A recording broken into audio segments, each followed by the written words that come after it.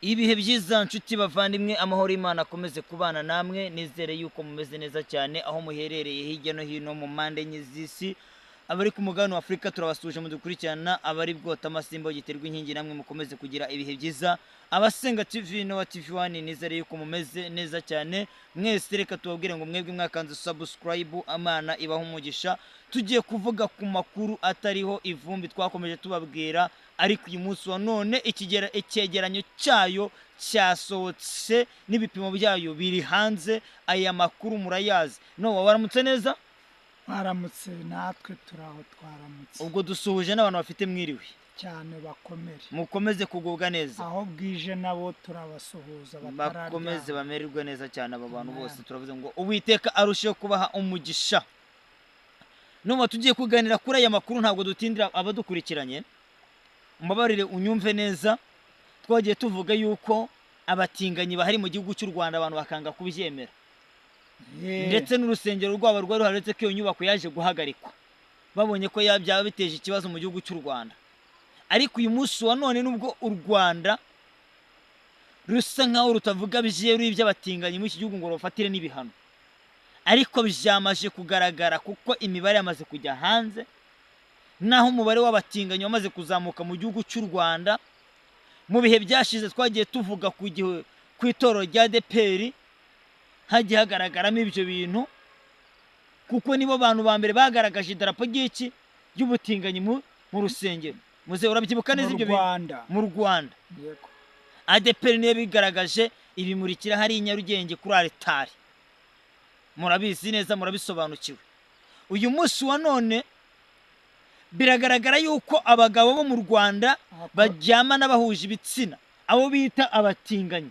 akurikira waregana rura rusengero Rutayisire yayoboraga ruriya rwa Remera yego narwo rwagize gute rwagaragaje ibyo bintu ubwo nangiri kandi turi kugendana neza none uyu munsi wa none abagabo mu gihugu cy'u Rwanda yego biragaragara yuko bamaze gufata intera ku rwego rw'ubutinganyi ubwo bavuze abagabo ntibaragaruka ku bagore turi kunyumva neza muze ndagukurikira sawa rwose iki cyegeranyo cy'abatinganyi cyamaje gufata indi ntera muri iki gihugu cy'u Rwanda dore yuko abatinganyi bavuye ku bihumbi 18 mubanze munyumve neza baratumbagira muri ubwo butinganyi bwabo bandeka mvuga ngo baragutse mu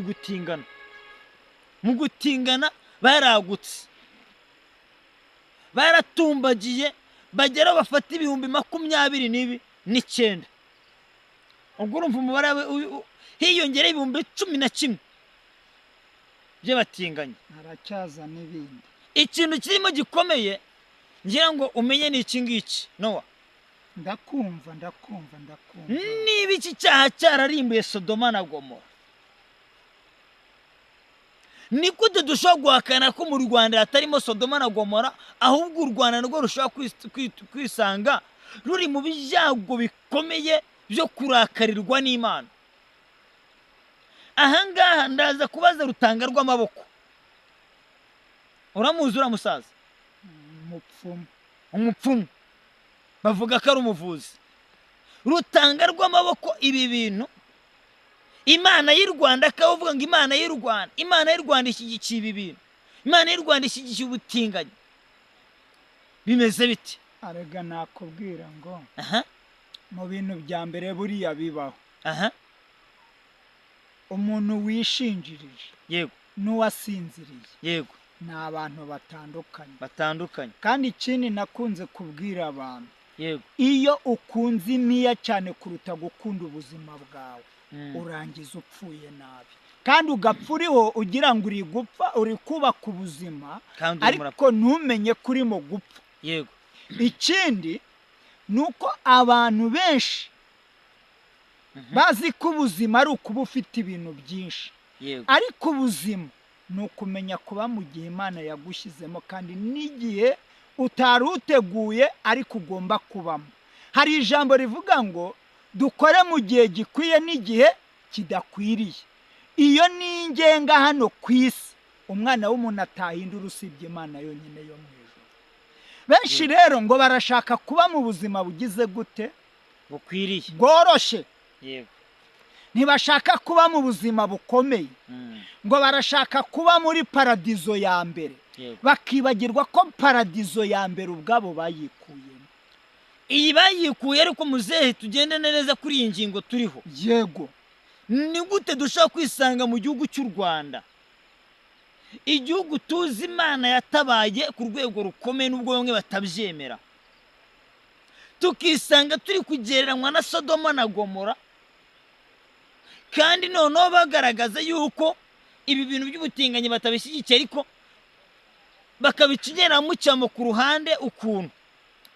Ayaho ntabwo tuhemeranwaho, kuko impamvu tutari buhemeranyweho, yego, niba uyu munsi igihugu cy'u Rwanda cyarasengaga Imana, yego, uyu munsi kikaba cyishushanya, yego, ahubwo kikerekana ko kiri ubundi iterambere, wari uzi ko yo rije rirwanya umwuka w'Imana? Ubundi umuntu umwe yaravuze ngo hari amahirwe yica ubugingo, umurimo w'Imana. Aya mahirwe yica ubugingo n'iterambere ry'igihugu cy'u Rwanda ririmo ragenda risenya iki? Umurimo w'Imana, aho Satani yamaze kwinjira uhereye mu itorero no mu madini hose, kugeza abagabo bafite ubwenge buzima batekereza, bakubatse ingo, bifata bakendana.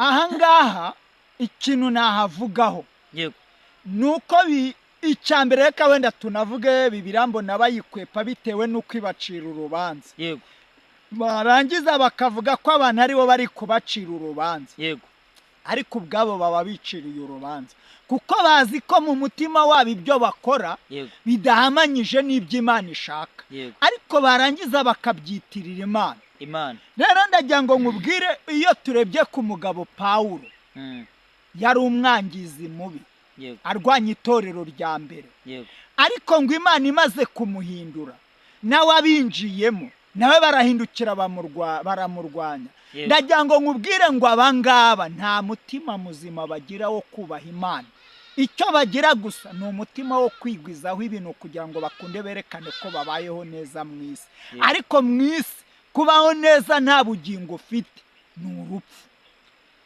Kubaho neza nta bugingo ufite ni urupfu. None ikindi gikomeye ku ingingo ya kabiri, aba bagabo bavuye ku 18 bagera ku 29, yego, by'ubutinganyi babatinganye.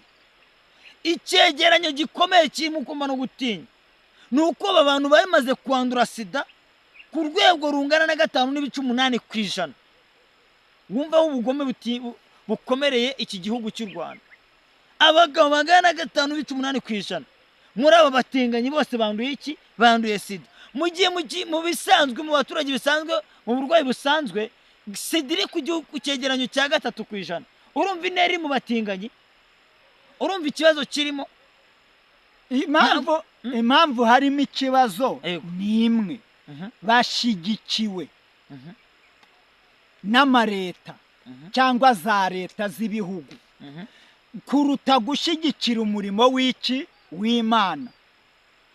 Ariko si ibintu byaturutse imahanga. Ni gute mu Rwanda batamagana ibintu nk'ibi ngibi, bazi Imana, basobanukiwe gutera imbere, ugatuma abagabo babi nangiye gutukana mwuka byaramwe.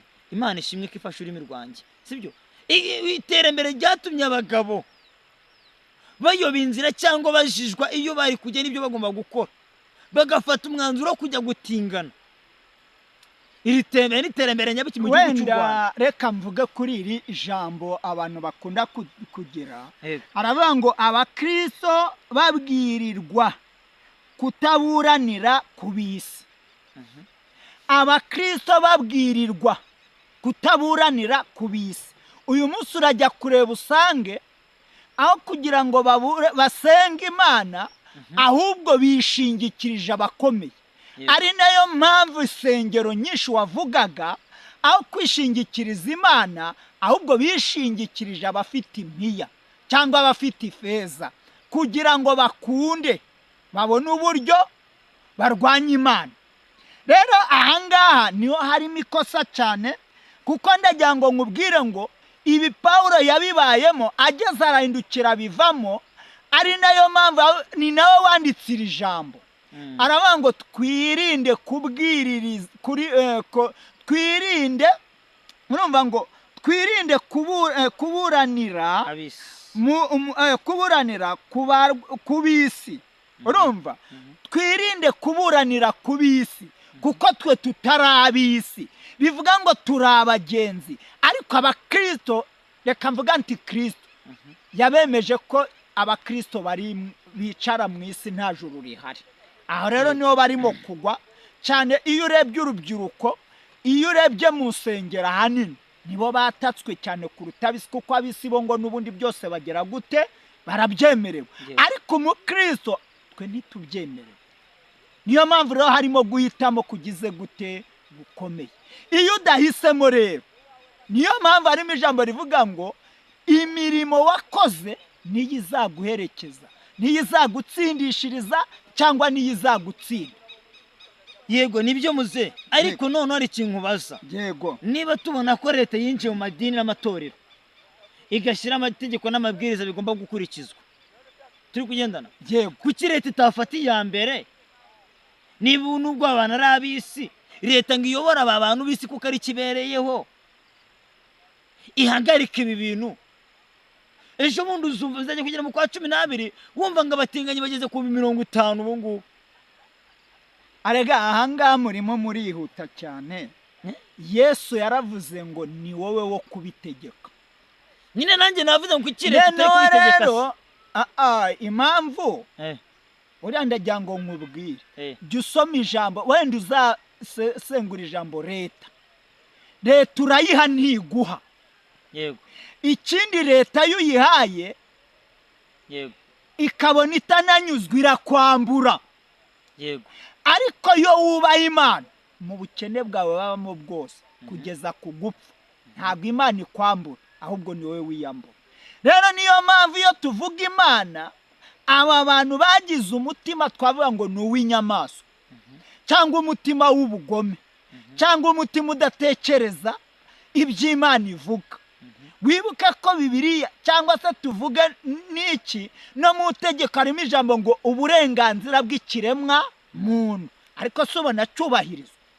Uburenganzira bw'ikiremwa muntu ariko muzigera ikintu ntajya nemera. Uburenganzira bwose buguha kurenga inzira. Niyo mpamvu rero nkubwira uyu munsi rero, wibuke ko yiba uyu munsi uzamenye ko hari ijambo bitwaza rivuga ngo ubutegetsi bwose bushyirwaho n'Imana. Nibyo koko, ariko se no kwicana ni Imana ibitanga? Hari ubutegetsi bura buticana. None se no gusambana ni Imana ibitanga? Ni ikibazo gikomeye. No kwibasa ni Imana ibitanga? Ni ikibazo gikomeye. Ariko muri byinshi nabonye, ngiye kukwereka nge nagiye nkurikirana n'uyu munsi nahamwe. Abo mu nzego bwite za leta bifatanya n'amabandi, bakifatanya n'abatinganyi, ibyo bintu byose bakifatanya n'iki n'abasambanyi. Reka tubwire leta yagurukiye kurwanya ibi bintu, cyangwa itubwire n'ibishyigikiye aba batinganyi. Noneho rero niyo igihugu cy'u Rwanda ntabwo cyatubwaho gihagaze. Noneho niyo uzamutse kuvuga ibirimo, barakubwira ngo cece kubigumane, ngo wowe urebe ngo ukore ibyo wumva, ngo ibyo utumva ubireke. Ariko nanone wibuke ko harimo ijambo rivuga ngo yobora abana inzira bakiri bato, bazasaza bataragera gute, batarayivamo. None niba uyu munsi u Rwanda rutarimo kwereka urubyiruko cyangwa ngo rwereke abatoya, n'abakuze nabo nibahaguruke ngo bagire gute bavuge, ndetse n'abanyamadini cyangwa se tuvuga abo mu matorero nibavuge, urumva turimo kujya mu ijuru cyangwa bari kurangiza bajya kuba abantikristo. Muri make twahagara kuri iriya jambo muri Matayo 24 niba ari umurongo wa 15, ikizira cy'umurimbuzi iyo gihagaje aheraho urusengero kikarwanya imbaraga z'abera, ngo rero ni ukuvuga ngo abakristo harimo igihe Kristo cyo gufata umwanzuro. Ubundi iyo bavuga gupfa, ni ukuvuga gupfira Kristo, ntabwo ari ugupfira imbaraga z'ibintu by'isi, kuko iby'isi ni ibya Kristo kandi n'ijuru ni irya Kristo. Ariko ab'isi bo barashaka guhindura isi ijuru nk'iryabo, kandi n'ubundi bazabisiga. Nyese bazahindura isi bagute kandi bari kuyanduza. ntago arega iyo barimo kumva bigwizaho ubutunzi bumva yuko ariko barimo gukomera. Tugana ku musozo reka nibutsa abantu yuko icyaha cy'ubutinganyi Imana icyanga ubunuka. Mwebwe batingana Imana izabarimbura nimutihana, kandi muzazana n'igihugu umuvumo. Ariko mbere yuko igihugu kigira umuvumo, nasaba abayobozi b'u Rwanda kwidekarira bakamenya niba bakavuga niba bashyigikiye ubutinganyi, kuko ikiremwa muntu ntabwo agiye kurenga uburenganzira mu mpabwa, ntabwo buma kurenga inzira. Uburenganzira duhabwa ntibuduha kurenga inzira. Tuzi amategeko agenga igihugu cy'u Rwanda, tuzi za kirazira, tuzi buri kimwe cyose, tuzi Imana y'u Rwanda, tuzi buri kimwe cyose. Ntabwo nge nshaka, sinshaka, sinanashyigikiye mwebwe mutingana, kuko nzi neza ko bigize icyaha cyarimbuye Sodoma na Gomora. Mwirinde rero u Rwanda rutamera nka Sodoma na Gomora. Reka muze tugana ku musozi. Iyo turebye n'ariya muri Amerika, yego, hariya abigize bamara bibuka ko bavuze ngo ababyeyi babahaye rimwe, noneho ngo Imana bayihaye 0. yego, wari uzi ko umuriro watwitse hariya ahantu batamenya ahantu waturutse. Ndetse numvise ko harimo n'Abanyarwanda bari bafite y'amazu nabo yahiye, hasigayemo inzu imwe y'umuntu wasengaga. Rero dufite ubwoba ko no mu Rwanda ibyo bagezeho hari igihe bazashiduka birimo gusenyuka, bitewe n'uko aho kubakira Imana barubakira iki? Ubutinganyi. Kandi Imana ibwanga iki? Urunuka. Icyo dusaba rero ni kimwe, ntibahindura ingamba. Murakoze cyane, mukore subscribe, mukore like, share, comment. Dusubire mu biganiro bikurikira. Amahoro kuri mwese. Amen.